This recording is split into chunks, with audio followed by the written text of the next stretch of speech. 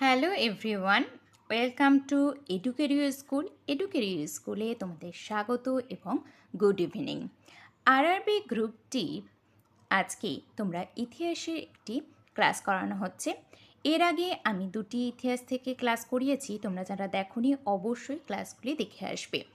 MCQ based কিছু প্রশ্ন উত্তর তোমাদের করানো হচ্ছে, খুবই গুরুত্বপূর্ণ কিছু প্রশ্ন উত্তর নিয়ে আজকেরও ক্লাসটি। প্রাচীন ভারতের ইতিহাস থেকে খুবই গুরুত্বপূর্ণ কিছু প্রশ্ন উত্তর আছে, সেই প্রশ্ন উত্তরগুলি তোমরা দেখে নাও। তো আজকের প্রথম প্রশ্ন কি আছে, বৈদিক যুগের কোন গ্রন্থে প্রথম সতীদাহ প্রথার উল্লেখ পাওয়া যায়? Option A Rigveda, option B Yajurveda, option C Atharvaveda, নাকি অপশান ডি ঐতরেয় ব্রাহ্মণ। বৈদিক যুগে কোন গ্রন্থে প্রথম সতীদাহ প্রথার উল্লেখ পাওয়া যায়? সঠিক উত্তর হয়ে যাবে অথর্ববেদে। পরবর্তী প্রশ্ন 2 নাম্বার, নিম্নলিখিত কোনটি শ্রুতি সাহিত্যের মধ্যে পড়ে না? Option A Brahmana, option B Aranyaka, option C Upanishad, নাকি অপশান ডি বেদাঙ্গ। নিম্নলিখিত কোনটি শ্রুতি সাহিত্যের মধ্যে পড়ে না? সঠিক উত্তর হয়ে যাবে বেদাঙ্গ। পরবর্তী প্রশ্ন 3 নাম্বার, শতপথ ব্রাহ্মণে উল্লিখিত কুশী দিন বলতে কাদের বোঝানো হয়েছে? অপশান এ অনার্য, অপশান বি ঋণদাতা ও সুদগ্রহিতা, অপশান সি রথ নির্মাণদাতা, নাকি অপশান ডি কৃষক। শতপথ ব্রাহ্মণে উল্লিখিত কুশী দিন বলতে কাদের বোঝানো হয়েছে? এখানে সঠিক উত্তরটি হয়ে যাবে ঋণদাতা ও সুদগ্রহিতা। পরবর্তী প্রশ্ন 4 নাম্বার, ঋগ্বেদে কোন মণ্ডলে প্রথম শূদ্র শব্দের উল্লেখ পাওয়া যায়? অপশান এ প্রথম, অপশান বি সপ্তম, অপশান সি অষ্টম, নাকি অপশান ডি দশম। ঋগ্বেদে কোন মণ্ডলে প্রথম শূদ্র শব্দের উল্লেখ পাওয়া যায়? সঠিক উত্তরটি হয়ে যাবে দশম। পরবর্তী প্রশ্ন 5 নাম্বার, দক্ষিণ ভারতে অবস্থিত মহাজনপত্রের নাম কি? Option A Malla, option B বিজি, অপশান সি অম্বক, নাকি অপশান ডি অবন্তী। দক্ষিণ ভারতে অবস্থিত মহাজনপত্রের নাম কি? সঠিক উত্তর হয়ে যাবে অসমক।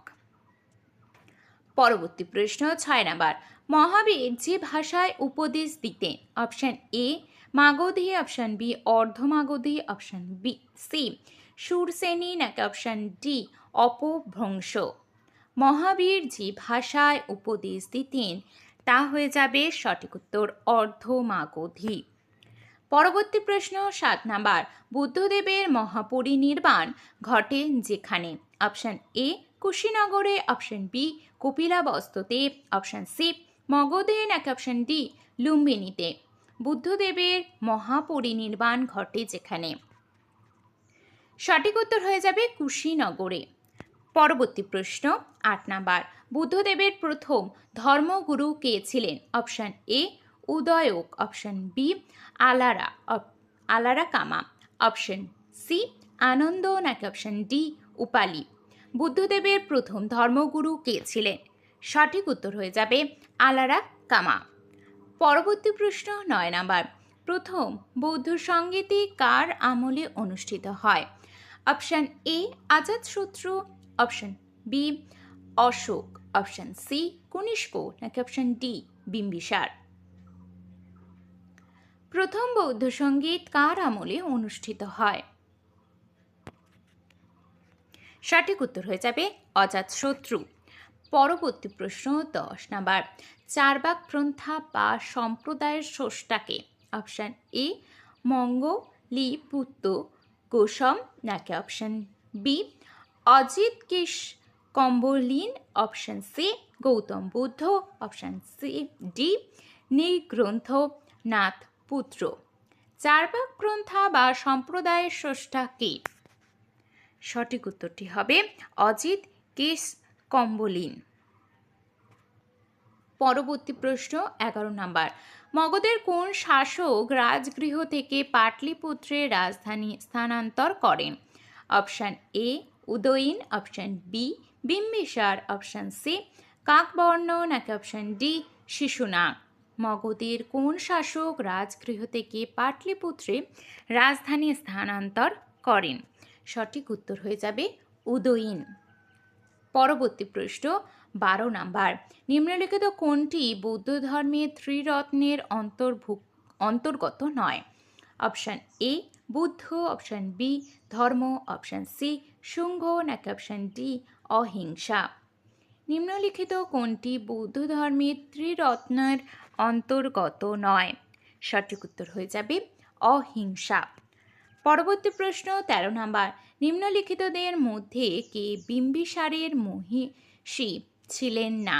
অপশন এ কৌশল দেবী, অপশন বি ক্ষেমা দেবী, অপশন সি প্রভাবতী দেবী নাকি অপশন ডি ছেল্লনা দেবী। নিম্নলিখিতদের মধ্যে কে বিম্বিসারের মহিষী ছিলেন না? সঠিক উত্তর হয়ে যাবে প্রভাবতী দেবী। পরবর্তী প্রশ্ন 14 নাম্বার, হর্ষঙ্ক বংশের শেষ শাসক কে? Option A Nagadasaka, option B Kalashoka, option C Udayin নাকি অপশন ডি প্রদ্যোৎ মহাসেন। হর্ষঙ্ক বংশের শেষ শাসক কে? সঠিক উত্তর হয়ে যাবে নাগদশক। পরবর্তী প্রশ্ন 15 নাম্বার, মিলিন্দ পঞ্চহ কে রচনা করেন? Option A Nagadasaka, option B Nagasena, option C Nagarjuna নাকি অপশন ডি অশ্বঘোষ। মিলিন্দ পঞ্চহ কে রচনা করেন? সঠিক উত্তর হয়ে যাবে নাগসেন। পরবর্তী প্রশ্ন 16 নাম্বার, অশোকের কোন শিলালেখতে কলিঙ্গ যুদ্ধের ভয়াবহতা বর্ণিত হয়েছে? অপশন এ দশম শিলালেখ, অপশন বি 13তম শিলালেখ, অপশন সি মাস্কি লিপি নাকি অপশন ডি ধৌলি লেখ। অশোকের কোন শিলালেখতে কলিঙ্গ যুদ্ধের ভয়াবহতা বর্ণিত হয়েছে? সঠিক উত্তর হয়ে যাবে 13তম শিলালেখতে।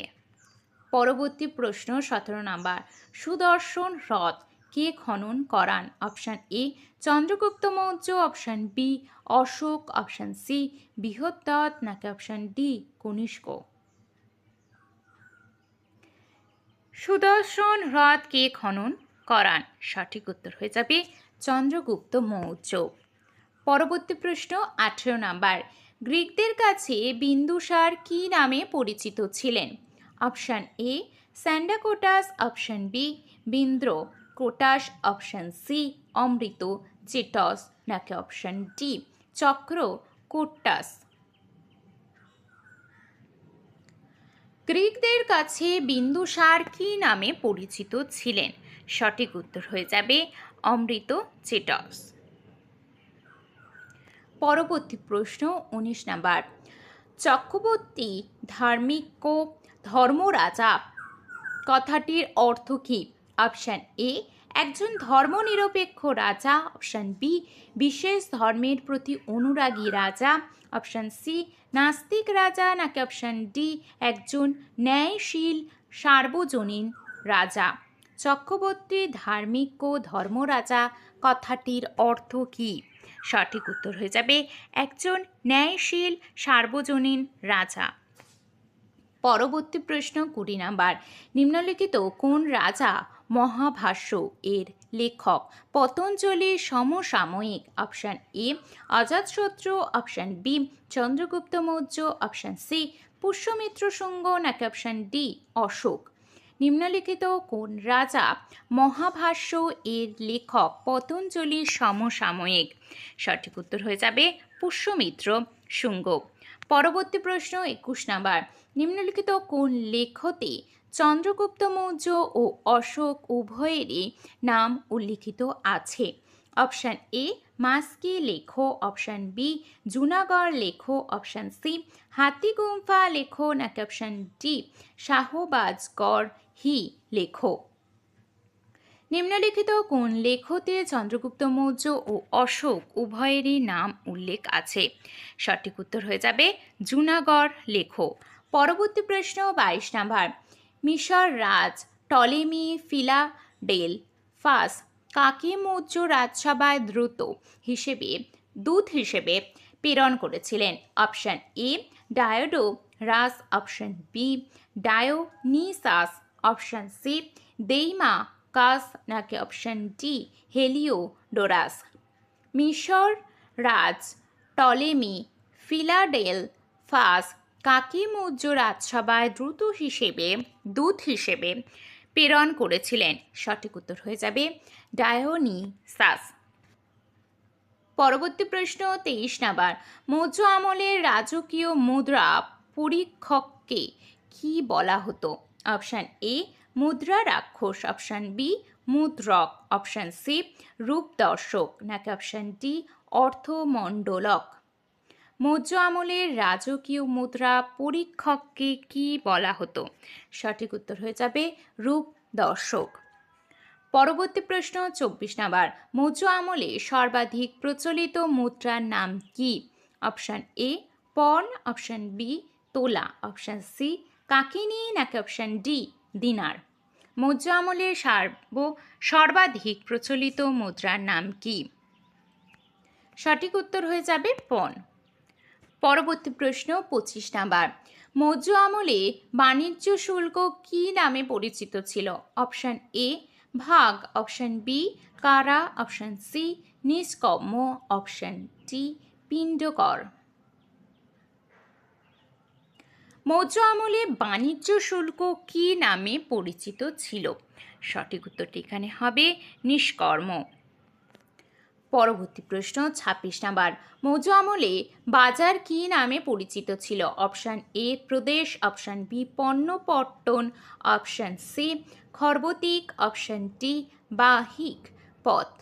মৌর্য আমলে বাজার কি নামে পরিচিত ছিল? সঠিক উত্তর হয়ে যাবে পণ্যপট্টন। পরবর্তী প্রশ্ন 27 নাম্বার, অশোকের শিলালেখগুলিতে একমাত্র অশোকের কোন পুত্রের নাম পাওয়া যায়? Option A Mahendra, option B Kunal, option C Tivara, option D Jalauka. অশোকের শিলালেখগুলিতে একমাত্র অশোকের কোন পুত্রের নাম পাওয়া যায়? সঠিক উত্তর হয়ে যাবে তিবর। পরবর্তী প্রশ্ন 28 নাম্বার, সেলুকাসের কন্যাকে বিবাহ করেছিলেন কোন মৌর্য রাজা? Option A Chandragupta Maurya, option B Bindusara, option C Ashoka, নাকি অপশান ডি বৃহদ্রথ। সেলুকাসের কন্যাকে বিবাহ করেছিলেন কোন মৌর্য রাজা? সঠিক উত্তর হয়ে যাবে চন্দ্রগুপ্ত মৌর্য।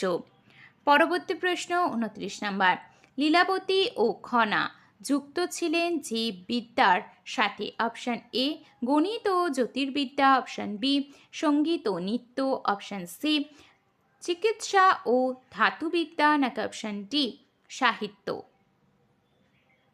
লীলাবতী ও খনা যুক্ত ছিলেন যে বিদ্যার সাথে?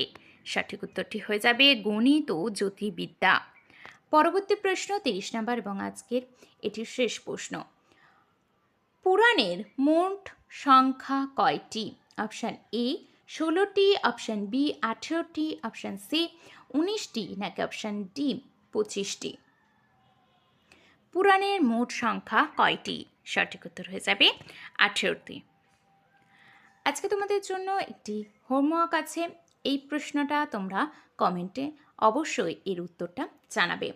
ঋগ্বেদে পঞ্চজনা বলতে বোঝানো হয়েছে অপশান এ 5টি গ্রামের প্রধানকে, অপশান বি একটি গ্রামের 5 জন প্রধানকে, অপশান সি আর্যদের 5টি জাতিকে, নাকি অপশান ডি অনার্যদের 5টি জাতিকে।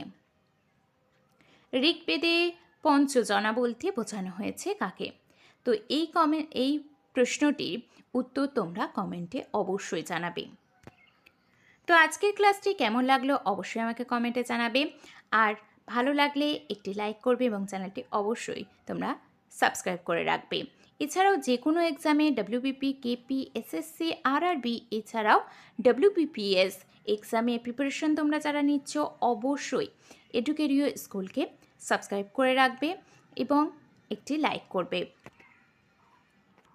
সমস্ত ক্লাসের নোটিফিকেশান বা লিঙ্ক পেতে টেলিগ্রাম চ্যানেলে তোমরা জয়েন হয়ে থাকবে। সেখানে কিন্তু তোমরা প্রত্যেকটি ক্লাসের পিডিএফ ফ্রিতে পাচ্ছ। এছাড়াও কর্মসংস্থান ও কর্মক্ষেত্র পেপারের পিডিএফ তোমরা ওখানে ফ্রিতে পেয়ে যাবে। আর যারা এখনও টেলিগ্রাম চ্যানেলে জয়েন হওনি, অবশ্যই তোমরা টেলিগ্রাম চ্যানেলে জয়েন হয়ে যাও। তো আজকের ক্লাসটা কেমন লাগলো অবশ্যই কমেন্টে জানাবে, আর যে কোশ্চেনটা দিলাম তার উত্তর কিন্তু অবশ্যই জানিও।